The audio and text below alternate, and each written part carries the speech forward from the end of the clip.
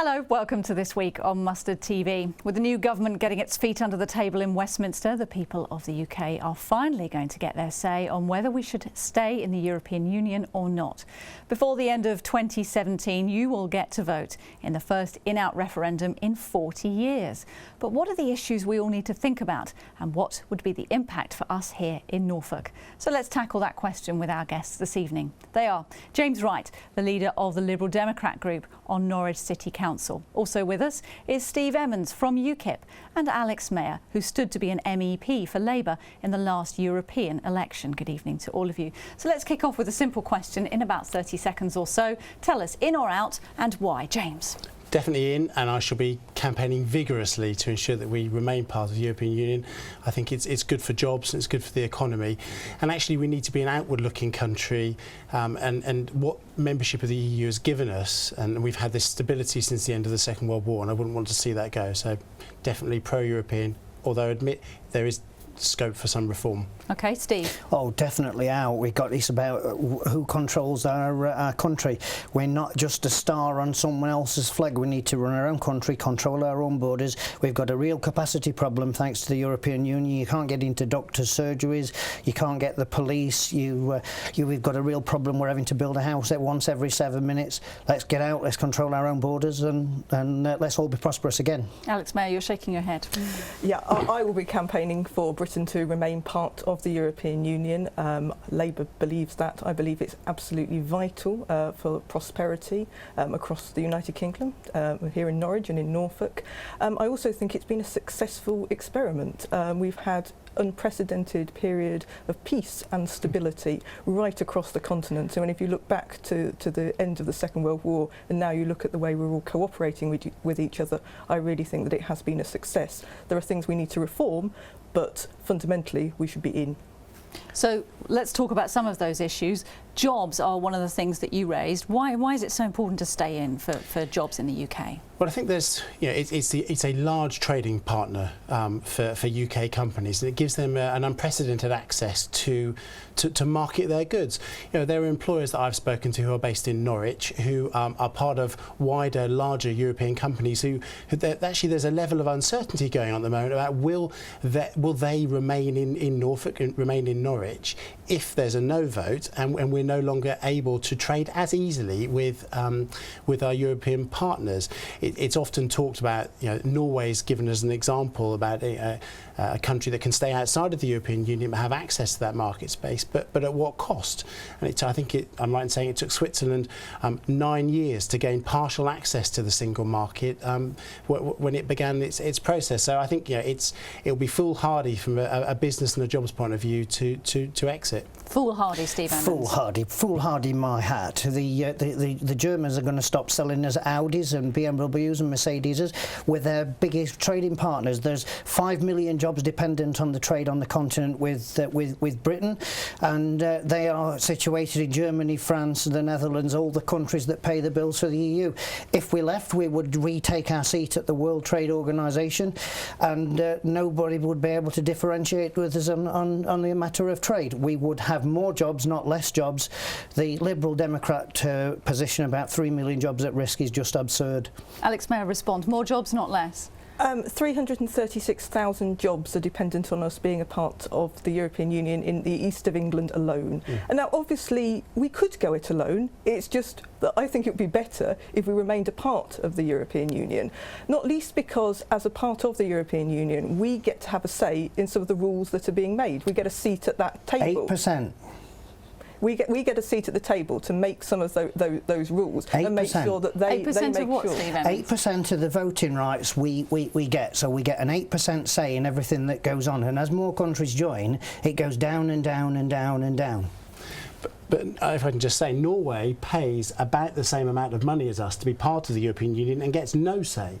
So I think it's important that we don't want a Norwegian model. We want to be totally outside. Trade with, cooperate with, but not be controlled by, not be a star on someone else's flag. What about companies like Nissan in the northeast who are saying, well, actually, all of those jobs are at risk because we will. What about companies like Honda that predominantly trade with the European Union and they're on short time and they've had to drop a shift, where you've got got countries that trade, car companies like Toyota that trade globally, and they're running their factories at full tilt. The amount of trade done with the EU countries is dropping year on year on year, and it's now down to under 40% of exports.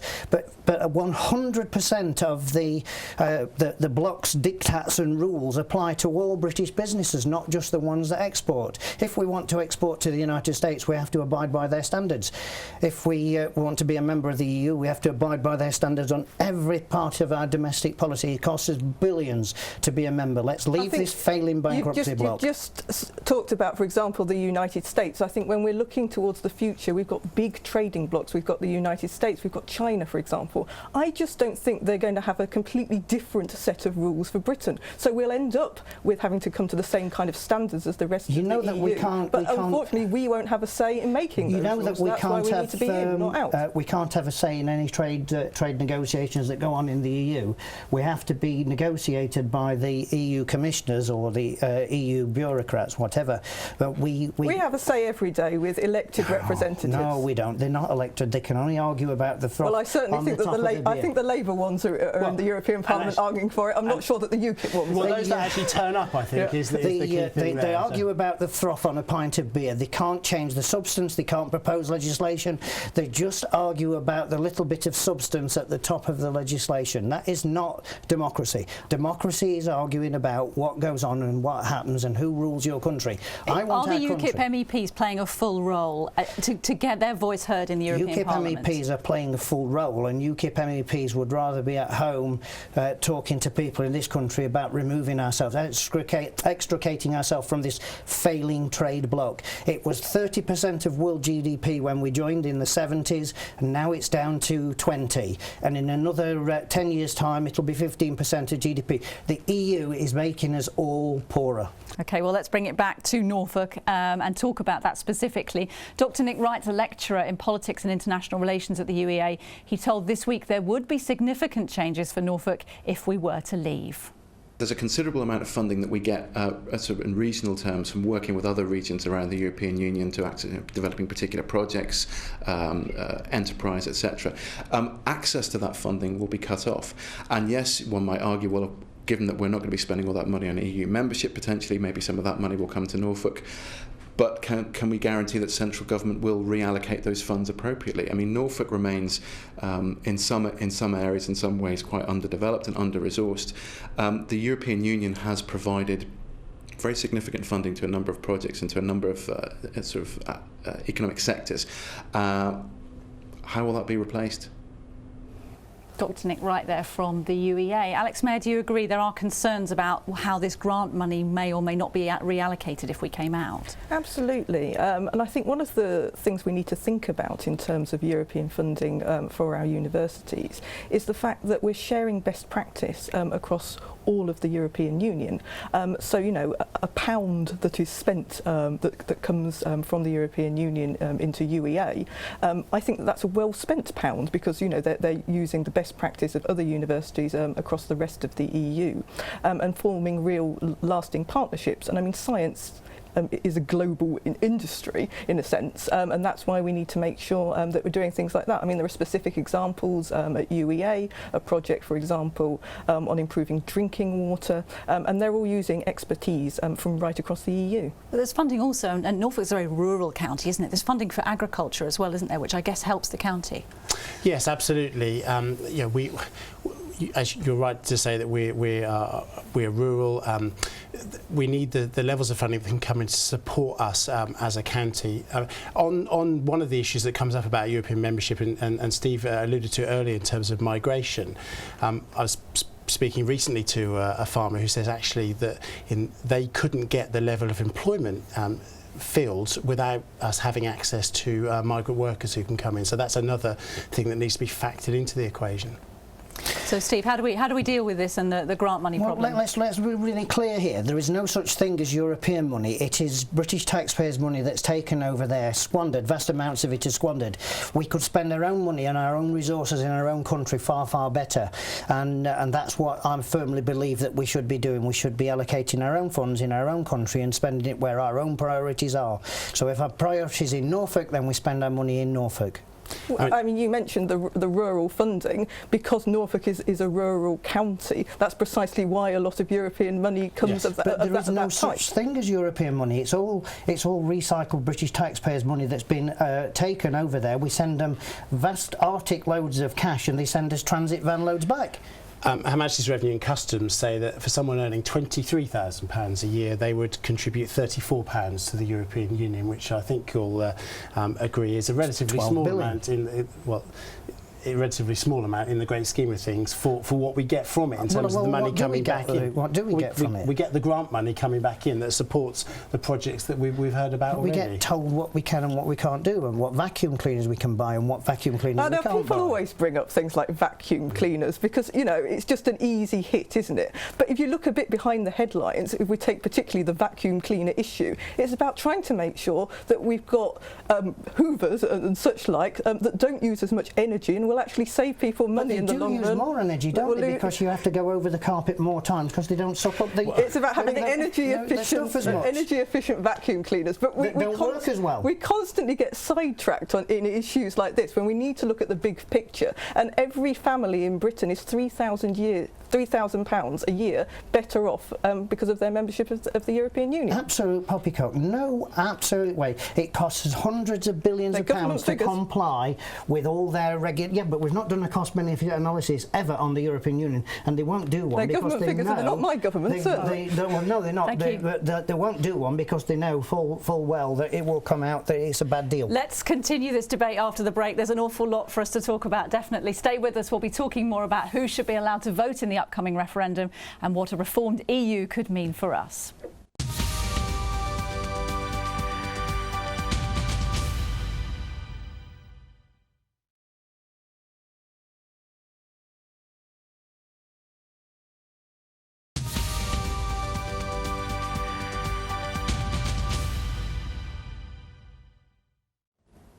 Hello, welcome back. Tonight we're talking about the EU referendum and what it could all mean for Norfolk. I'm joined on the sofa this evening by James Wright from the Liberal Democrats. Also with us is Steve Emmons from UKIP and Alex Mayer, who's with the Labour Party. Now, North Norfolk Liberal Democrat MP Norman Lamb has been speaking to us this week, and he told us that younger people should also be allowed to vote in this referendum.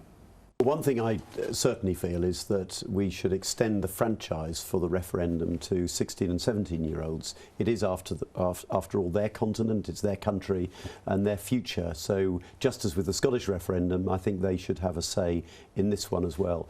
But for me, as someone who believes very strongly that we should stay in Europe, that it's vital economically, and of course we've managed to prevent conflict in our continent now. We've turned away from conflict, and that's a really powerful thing. But we've got to make the case, and we should, in a way, self-confidently embrace the idea of the referendum and go out and make the case for why we should stay in the European Union.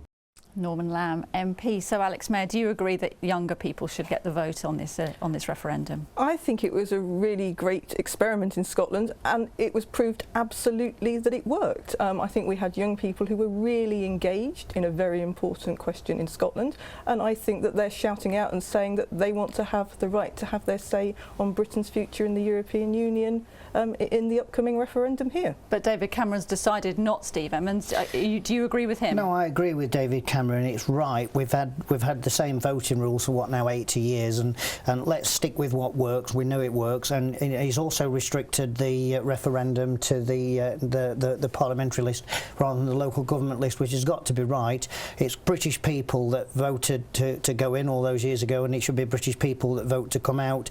So let's go with the parliamentary list like suggested by David Cameron. But 16 and 17-year-olds have got an important stake in this decision, haven't they? Oh, 16 and 17-year-olds, I just don't think they have the life experience to carry such a responsibility. That is my personal view, and these two no doubt will disagree with me, but I think that 18 is the right voting age. But it should impact them more than anyone. I mean, it's going to be a lifetime decision. The fact that it's a lifetime decision. Well, let's hope it's not a lifetime decision. Let's hope we come out, we make the right decision, and this country will be far more prosperous as a result of not being dragged down like Greece has been dragged down. After all, their economy's gone back 25% under the European Union. That's wonderful, isn't it? James Wright, what do you think?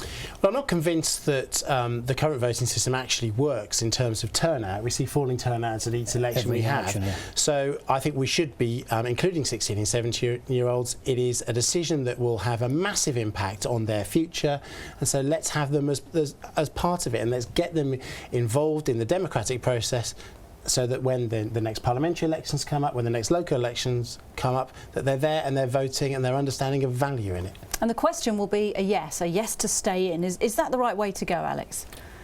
I think I'll be happy campaigning to say yes, and I think UKIP colleagues kind of normally like saying no, so I think it probably, makes sense as to have the question in that format. In that format. Steve Memons, does it matter to the no campaign? Well, it would have been better to have a straight yes or no, and that's what we've got. So let's go with a yes or no, and we'll fight. We're very happy to fight a campaign.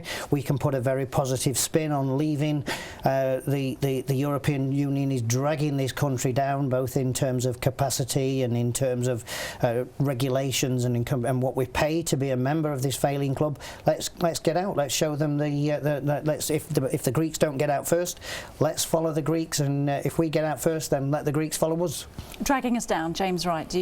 What do you make of that? I don't think that we are being dragged down, and I'm very happy to campaign on a positive yes. I think that. Well, it can't be positive, can it? They're giving our jobs away. Look at the Ford factory in Southampton. They've relocated it to outside the EU, to Turkey for us. When did Turkey join the EU then, James? Well, there are lots of large companies who are based in the UK who are saying there is value to remaining part of this. They are multinational companies that like the fact that the EU drives the cost of the wages down. Well, it's not about driving the cost of the wages down. Who are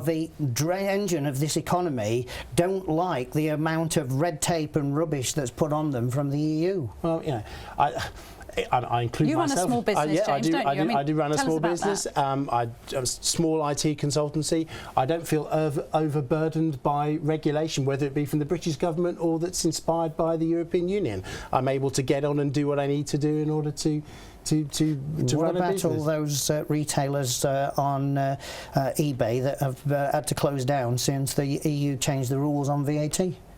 Hundreds of them. Well, we do have issues with jobs, but sometimes, Alex Mayer, it's useful, isn't it, to be able to bring in, say, Portuguese nurses to King's Lynn Hospital and places like that where they are needed. Absolutely, and I think we're only talking about jobs at the moment, when actually the European Union, being a member of that, has many different types of regulations, which I know you don't like regulations. Don't like them at all. Or red tape. But when we're talking about combating things like climate change, well, I mean, that has no borders. Oh, come on, the climate con. I mean, they're just driving energy-intensive businesses out of the EU altogether, and they're setting up I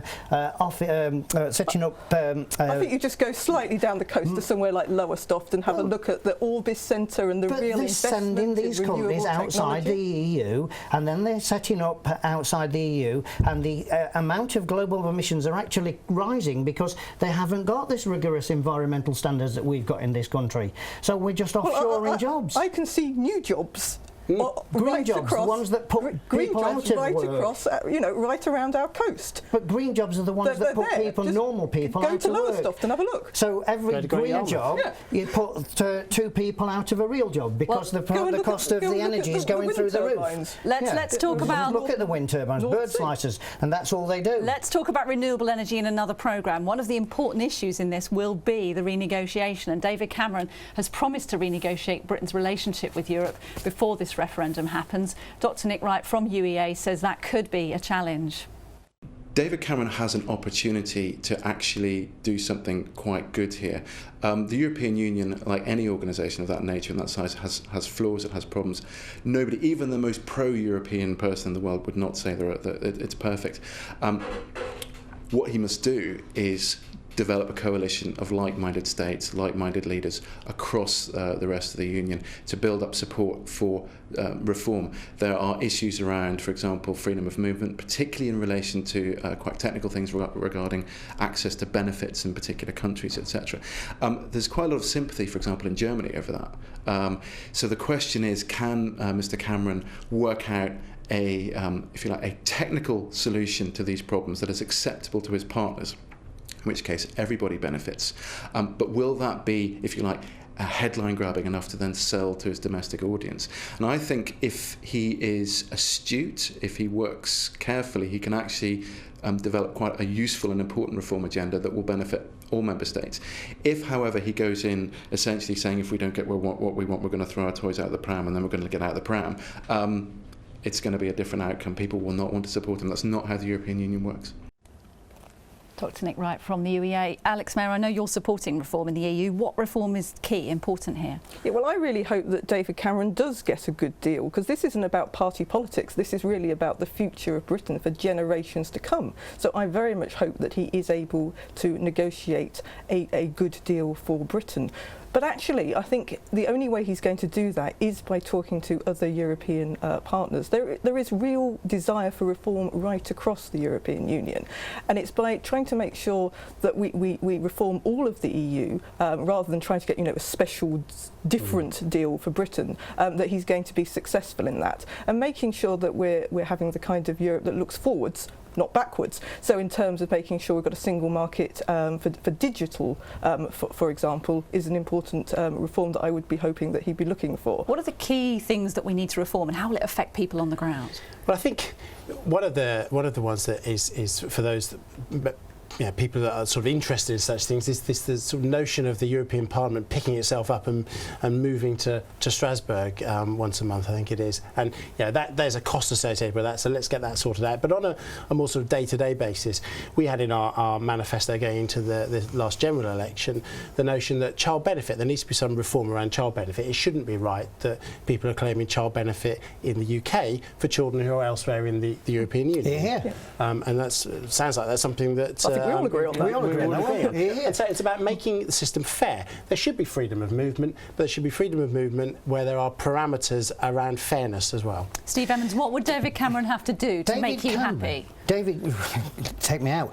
David Cameron has got no chance of any reform in the EU. Fraulein Merkel and Mr Juncker have told him it's no chance he's going to get any less in reform. He's just not going to get it. It's just a lie to keep us into this failing bankruptcy club, and we need to be out now, and we need to run our own country for our own people.